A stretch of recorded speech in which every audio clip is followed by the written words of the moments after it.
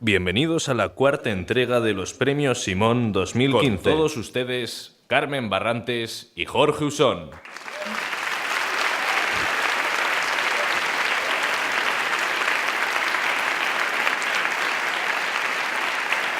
Buenas noches.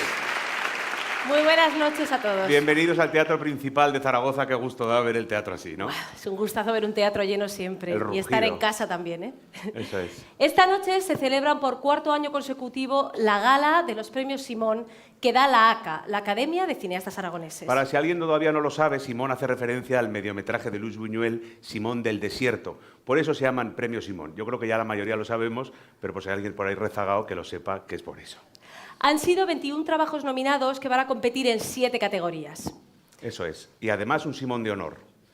Las categorías, bueno... El que gane esta noche se llevará a su casa el Premio Simón. Y el que pierda le dará al Don Simón. Ah, mira, pues aún pensamos que se iba a reír su madre, que la habíamos traído para romper el hielo, no, pero parece que esto bien. No, si no lo reventaba, ya sabéis. Sí. Bueno, compiten en 7 categorías que son las siguientes.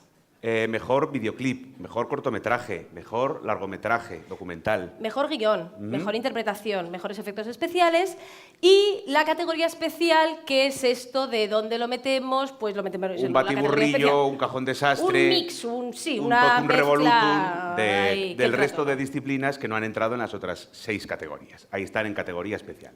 Han sido 70 trabajos los que más o menos se han presentado este año en los Simón, así que vamos a ver un vídeo resumen de todos ellos que está realizado por Marisa Fleta. Vamos con el vídeo.